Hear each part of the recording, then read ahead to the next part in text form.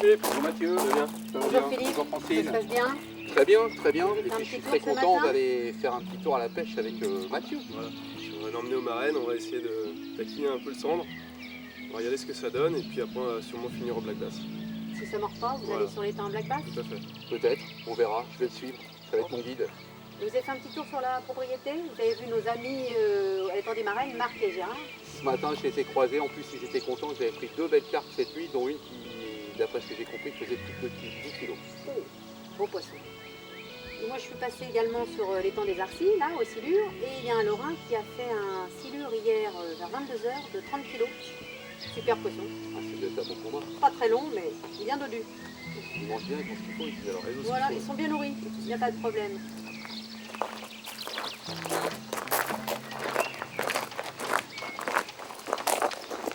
Ouais Fifi, on est pas là pour enfiler des perles, Bah non, hein. s'y attelle. Tu m'as promis en plus de prendre du carnassier. Bah, on va faire au mieux. Hein. Alors écoute, t'as des cuillères, des poissons nageurs, des leurres souples. Tu veux quoi? On va commencer par leur souple et Bon. on verra après les poissons nageurs. Eh ben alors allons-y, hein. Je te fais confiance, hein. T'es Ouais. chez toi là. Hein. On va les exciter un peu, on va me prendre des couleurs un peu vives. D'accord. Et bah, écoute, je te conseille de prendre un peu plus gros pour voir ce que ça donne. Si tu peux prendre en même temps du brochet. Prends celui-là, par exemple. Tiens. Ok.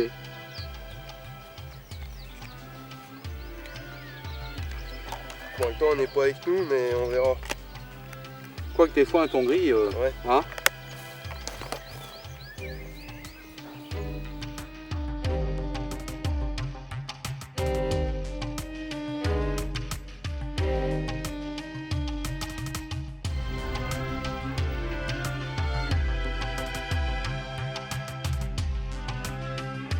Donc là on a pris des couleurs claires, hein, du blond.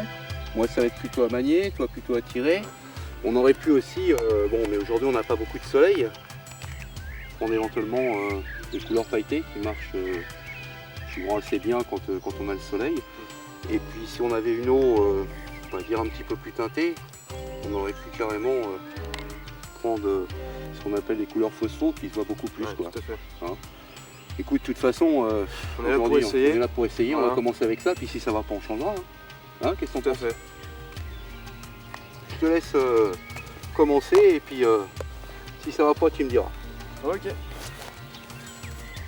Allez.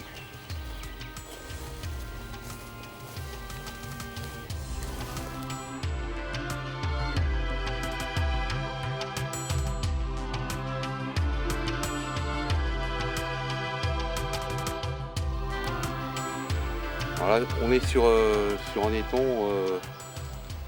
qui est situé à l'intérieur de la ferme des Tonnelles. C'est un étang qui a une population de poissons assez diverses et variées. Du carnassier en l'occurrence, c'est ce qu'on essaye de prendre. Il y a aussi des carpes, du poisson blanc. Là, Mathieu m'a emmené dans un endroit un petit peu plus reculé.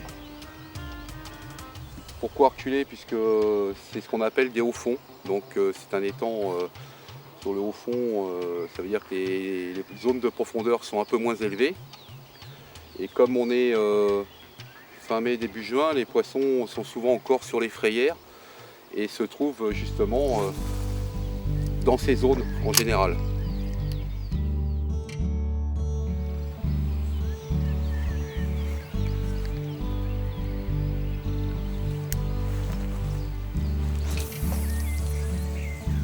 Bah, fais gaffe hein, Philippe, hein.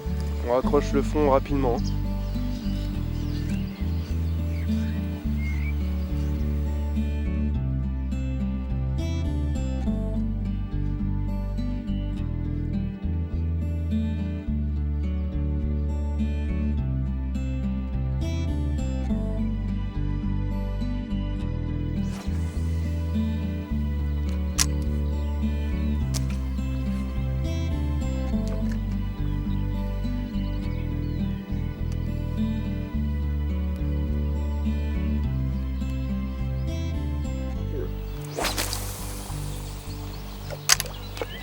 Alors Mathieu, cet étang au niveau de l'équilibre faune-flore, tu peux m'en parler un peu? Écoute Philippe, ici on est sur un fond qui est très sablonneux, avec avec de l'argile un peu dessus. Et là on se trouve au niveau de la frayère et l'hiver l'eau elle monte on va dire d'1,50 m. Donc tout le paysage devant toi c'est recouvert d'eau et donc là on doit avoir un fond qui doit faire 1 m ou 1,20 m.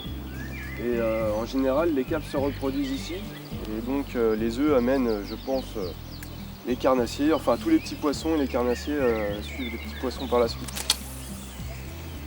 Donc tout est calculé pour un bon équilibre au niveau du poisson. Voilà. En plus de ça, on a une alimentation naturelle qui est riche et variée. Et les carnassiers ne manquent pas de nourriture, on va dire. Ouais, c'est ça, c'est important qu'il y ait cet équilibre aussi. Ah oui, Et alors le fond, tu disais que c'était du sable, c'est ça? c'était du sable. Donc ici, c'était une sablière en fait. Donc ça, pour les carnassiers comme le sambre, par exemple, c'est un fond qu'ils aiment bien. C'est un fond qu'ils aiment bien. Bon là, l'eau n'est pas totalement claire parce que les carpes fouillent énormément. C'est pour ça qu'on est au trouble. Mais sinon, le fond reste très clair. Et là, tu me disais qu'on avait combien de profondeur là, actuellement? Ouais, je pense que dans la frayère, on devrait arriver à 1,20 m, ou un petit peu plus, 1,50 m en moyenne. Et tu dis que les carpes, elles fouillent, donc au niveau de l'eau, ça la teinte un peu, mais ouais. Pour le sambre qui a les yeux un peu fragiles, c'est pas plus mal. Et c'est pas plus mal, il peut chasser tranquillement.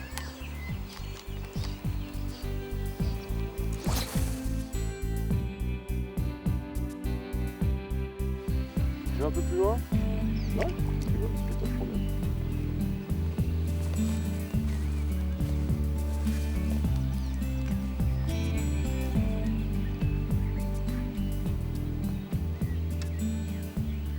Alors, ce qu'il y a d'intéressant pour la pêche au carnassier, c'est que c'est une pêche sportive et dite itinérante. Itinérante, ça veut dire qu'il faut changer de poste régulièrement pour pouvoir traquer ce carnassier qu'on essaye de prendre avec Mathieu. Donc c'est vrai que pour les gens qui, eux, ne souhaitent pas bouger, il vaut mieux qu'ils fassent une autre pêche, mais moi j'aime bien parce que ça nous permet de nous déplacer, de voir le paysage et puis surtout de prospecter plein de postes différents.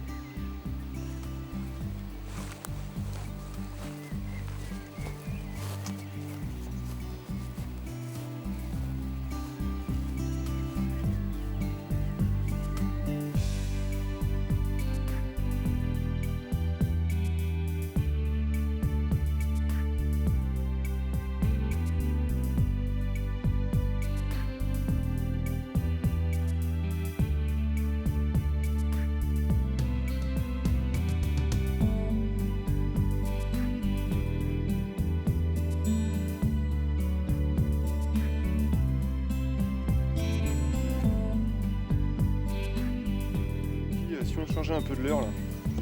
Bah écoute, pourquoi pas. Je pense prendre un poisson nageur de surface. Il n'y a pas de problème, il n'y a pas beaucoup d'eau, c'est peut-être un bon choix. Je vais te dire ça.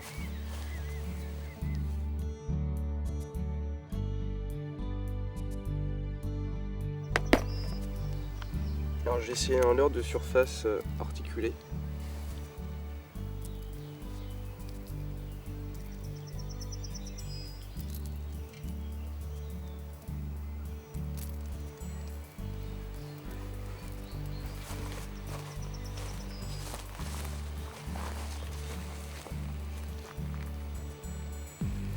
Bah écoute, moi je vais rester au leurre souple et puis je vais prendre une autre couleur.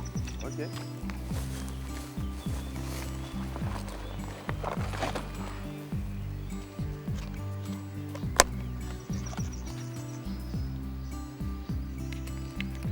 Je vais prendre un argenté, tiens. Il n'y a pas beaucoup de soleil, c'est pas grave.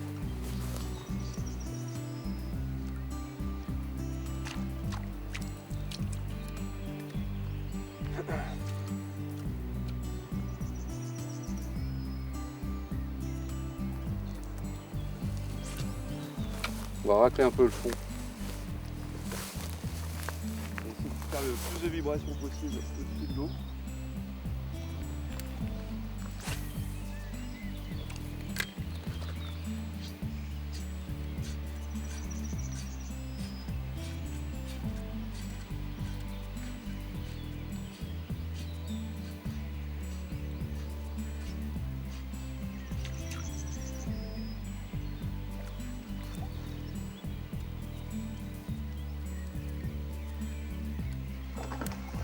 sont de sortie.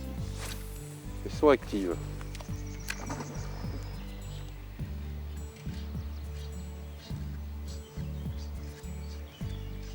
Non, et sur une période de frais aussi, les carpes, elles commencent à... C'est la fin là. Ah, c'est la fin, ouais. Hein.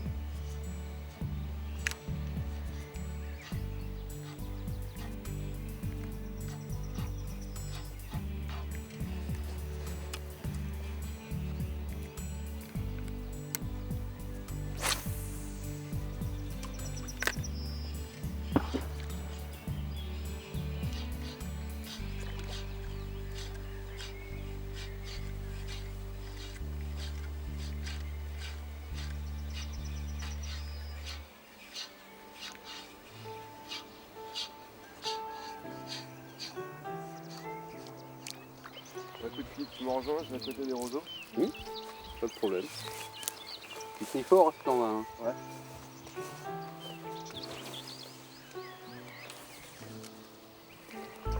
Ce qu'il y a de bien dans cet étang, même si on ne prend pas automatiquement du poisson, en l'occurrence les carnassiers n'ont pas l'air d'être très actifs, au moins pour l'instant, j'espère qu'ils vont l'être après.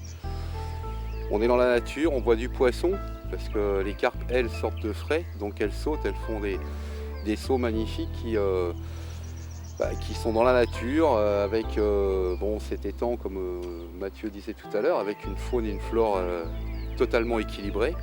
Et l'avantage, c'est que même si le soir on doit rentrer sans avoir pris de poisson, on aura quand même vu du poisson sans l'avoir pris, pas automatiquement le poisson qu'on va pêcher. On aura pêché dans un milieu qui est très reposant, parce que la pêche c'est un sport, mais c'est aussi du repos. Et puis surtout, je dirais, équilibré comme il est là, entretenu comme il est là, on est sûr que le poisson est dans un très bon environnement.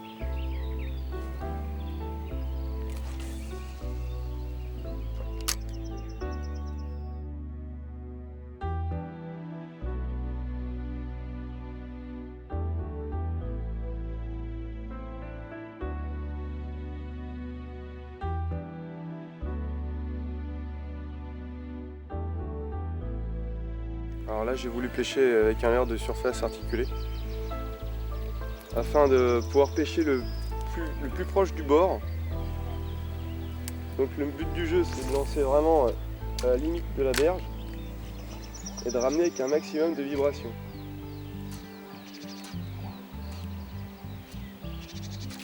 Les vibrations excitent les brochets ou le cendre. En général, ils tapent à la 3e ou 4e tirée. Donc j'essaie de me rapprocher des roseaux. Voilà. Et le but, comme je disais, c'est vraiment au départ pas ramener vite, mais faire des bonnes tirées. Et en général, ils suivent assez rapidement. C'est loin. Bon Philippe, on va aller un peu plus loin parce que je pense que le haut fond ne marche pas. On va aller en face, c'est un peu plus profond, puis je vais m'en remettre avec un leurre de profondeur. C'est un coin secret?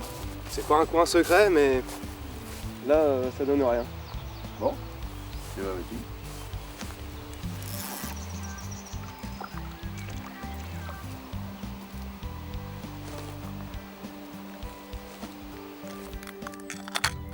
Moi j'ai essayé le leurre sous le jaune. Je sais pas ce que tu en penses. Ouais, c'est une bonne idée. En plus, on a une eau qui est teintée en ce moment, hein, comme tu l'as dit, par rapport aux carpes. Donc, en général, les couleurs comme le jaune marchent bien quand on a une eau un peu teintée. Et ben, si tu dis que c'est bon, c'est que ça va prendre alors. Donc, on range le matériel et puis on change de poste. Tout à fait. Hein ?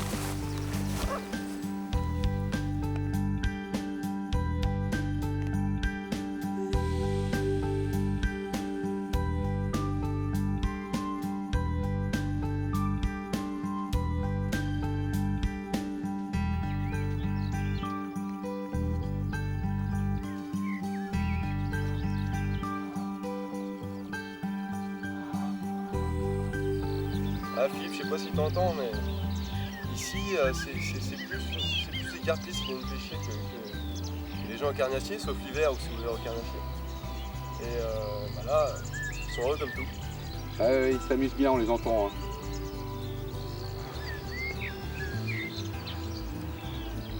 ils doivent faire du poisson parce qu'il y a quelques carpes qui sautent là, donc je pense qu'elles sont actives. Hein. Pas celles qui sautent, mais les autres. Ah, ils font de la carpe. Ici, c'est rare qu'on soit bredouille au niveau de la carpe. Je pense que on verra si on est bredouille ou pas. Oui, bah ça c'est notre affaire. Et tu m'as pas parlé d'alimentation, parce que tu m'as parlé tout à hier, donc d'eau qui montait, qui descendait. Tu l'alimentais comment ton étang? Alors c'est par la nappe phréatique. C'est au niveau de la Seine en fait, on est au niveau de la Seine. Donc si la Seine elle descend, bah, l'eau descend, si elle monte, elle monte. Et on a aussi les lacs de la forêt d'Orient. Quand ils lâchent les eaux, ça fait vraiment augmenter toutes les eaux. Et tu as déjà vu des montées ou des descentes fulgurantes? Ouais. Bah justement quand les lacs lâchent la flotte, ça monte très vite. Et après bon ça descend rapidement aussi. D'accord. Mais l'été c'est toujours assez bas. Début juin, ça commence à être bas et après juillet-août, il y a encore un petit peu moins d'eau. Et l'eau elle est au plus haute en février. Rassure-moi, il n'y a pas de danger, on va pas se faire noyer là, dans très peu de temps parce qu'ils vont lâcher le barrage au lac de la forêt d'Orient. Non, bon, il n'y a pas de risque. Il n'y a aucun risque. Tiens, j'ai des tapes là. J'ai encore une tape. Encore une.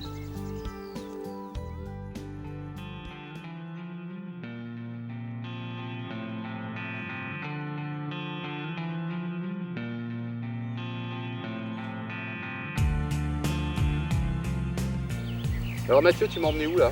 Je t'emmène dans un petit étang qui est propice au brochet. Donc on va changer de leurre, on va mettre des cuillères et on va voir s'ils sont d'attaque. Eh ben écoute, hein, allons-y, hein, on a ce qu'il faut.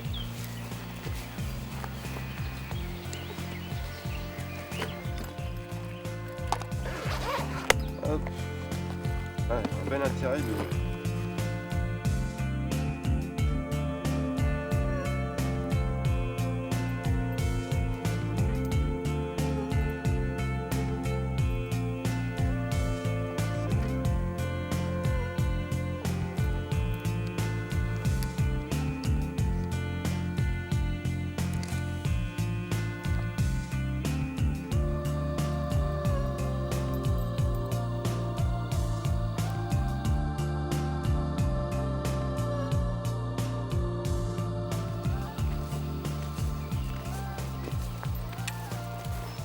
Je sais pas si t'as remarqué Philippe, mais c'est rempli d'herbe là.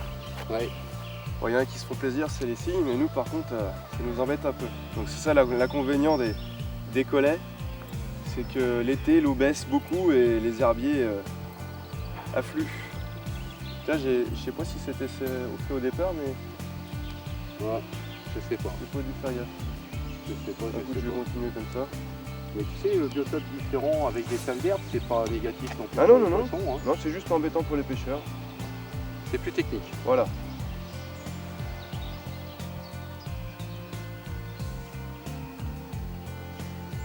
On a fait une belle pêche là. Eh oui. Les coups d'après, pas peut-être pour l'herbe. J'ai la même que toi. Un peu moins.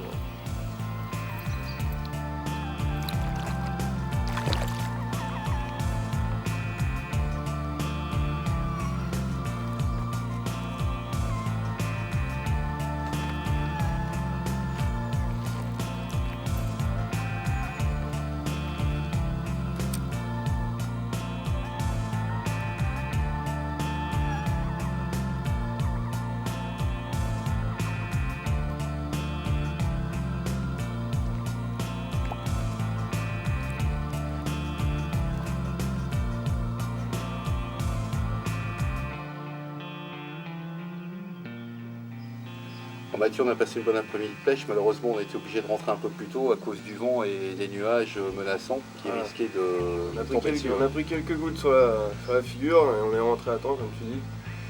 Et on aurait pu faire un peu plus de poissons. Je sais pas si c'est les leurres ou si c'est les poissons qui ne mordaient pas, mais bon, on n'est pas bredouille. Non. C'est le principal. Donc, comme je t'ai emmené, on a commencé par l'étang des Marennes. On a voulu choper du cendre, mais bon. On a eu quelques touches quand même. Quelques touches.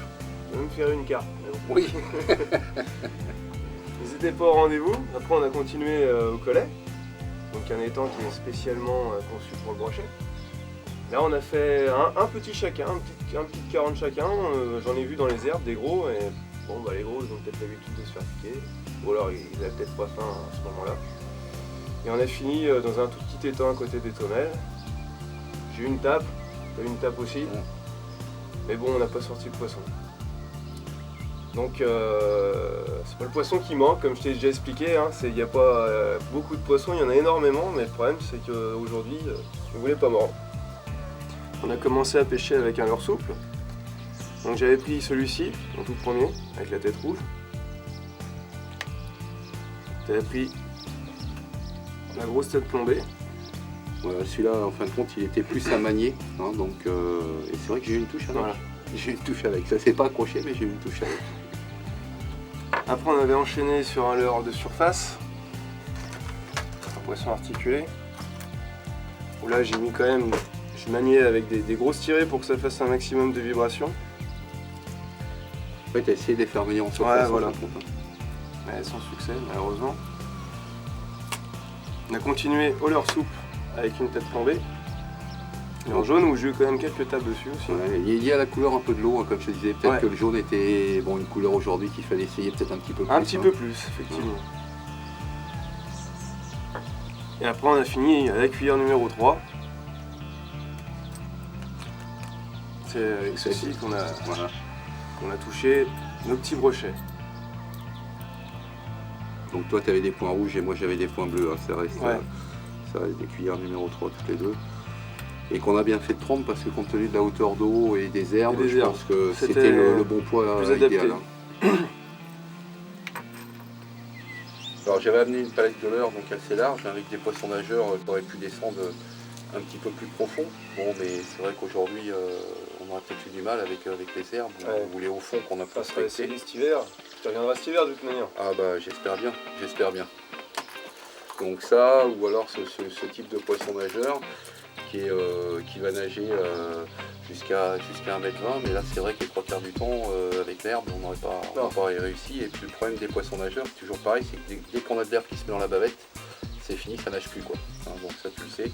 Mais sinon bon c'est toujours attractif avec souvent des plumes comme on a sur les cuillères.